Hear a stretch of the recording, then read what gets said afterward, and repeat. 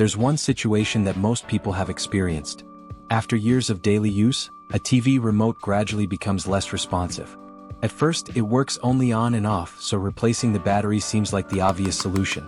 But even with fresh batteries, nothing really improves, and eventually the remote stops responding altogether no matter which button you press.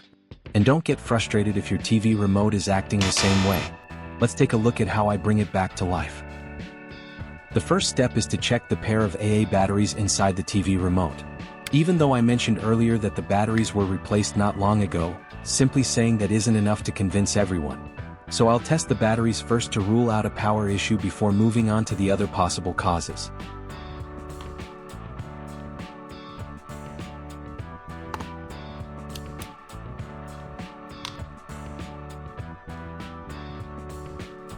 To be absolutely sure, and to make the results more convincing, I'll check the battery voltage with a multimeter.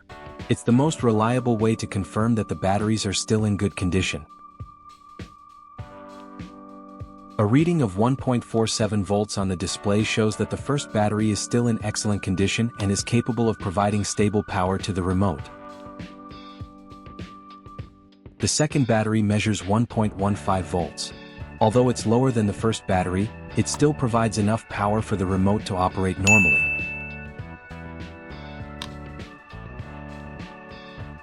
To make disassembly easier without breaking the plastic clips, I'll use the flat tip end of this screwdriver.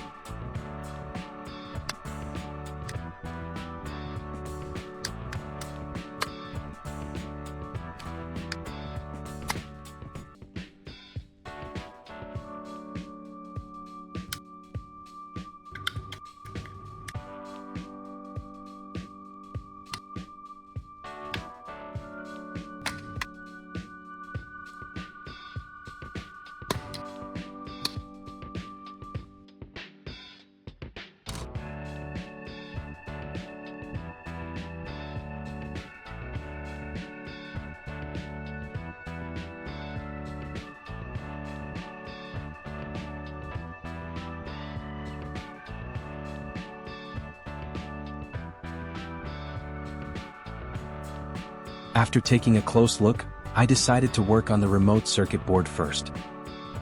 There's a fact that might be forgotten if I don't share it today. Many people think an AA battery is just a simple power source, but inside it is a carefully engineered chemical system designed to produce a stable flow of electricity. As chemical reactions occur, electrons move through the circuit and power every function of the TV remote. When the battery's voltage or current delivery capability begins to decline, the circuit becomes less stable, and the infrared LED may no longer produce a strong enough signal for the TV to detect reliably. That's why even small changes inside a battery can have a noticeable effect on how well a remote performs. And as you can see, I'm carefully removing the carbon rod from inside this AA battery and grinding it into a fine powder. I'll be using this powder during the repair process, and we'll see together whether it delivers the results I'm hoping for.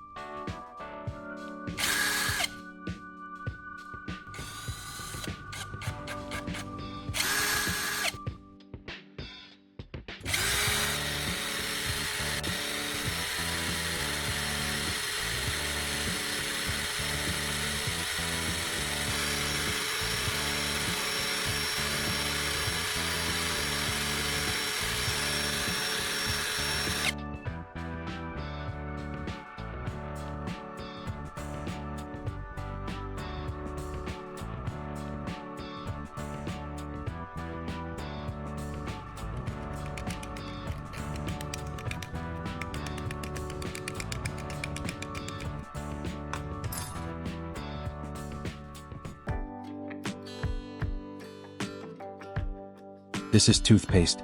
I'm going to mix it with carbon powder from the AA battery's carbon rod at a 1:4 ratio to create a paste that's easy to apply to the circuit board during the cleaning process.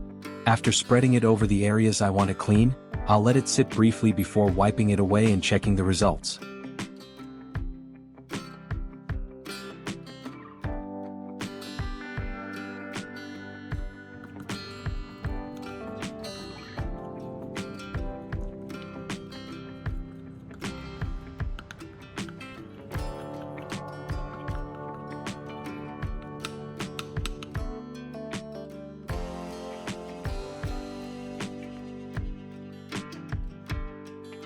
The outer casing of this AA battery isn't something to throw away either. I'll trim it down a little and set it aside to use when working on the power button of the rubber keypad.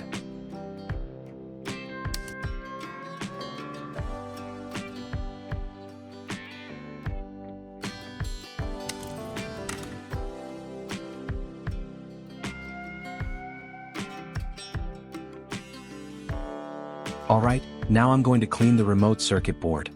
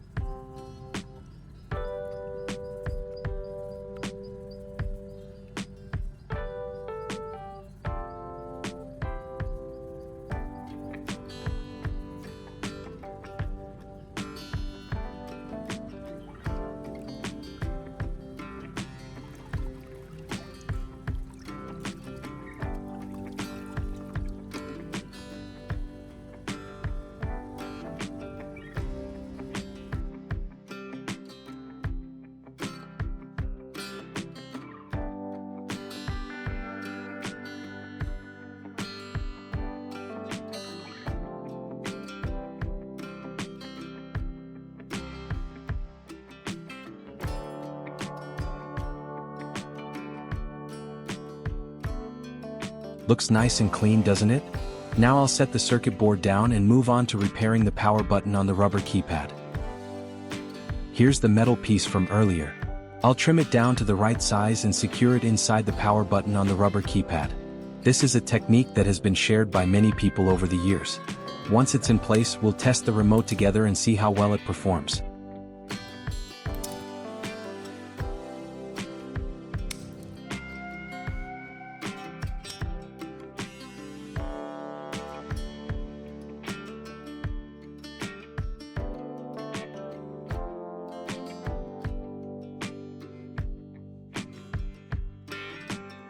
To secure the metal piece to this power button, I prefer using liquid glue because it's easy to apply and helps keep the metal piece in the correct position during reassembly.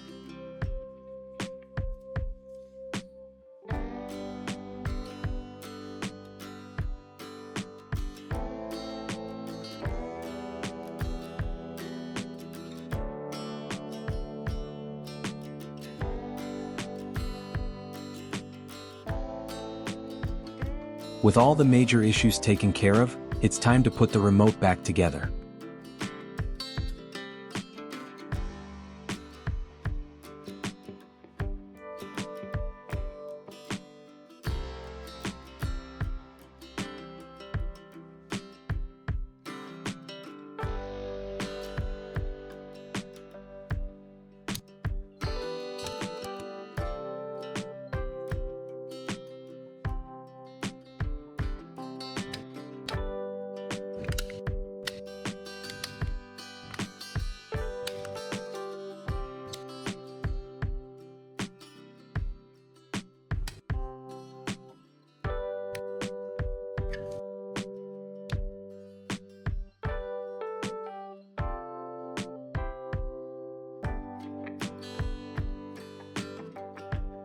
Less than 0.01 seconds after pressing the power button, the TV screen comes to life. That quick response shows the remote is working smoothly again. Throughout this repair, I used everyday items like an AA battery and toothpaste as part of the process I wanted to demonstrate. These are common household items, so you don't need a workshop full of specialized tools to begin troubleshooting a remote. The most important part is identifying the real cause of the problem, working carefully, and checking each step before putting everything back together. I hope this video has given you another interesting perspective on making use of everyday items during a repair. Thanks for watching, and I'll see you in the next video.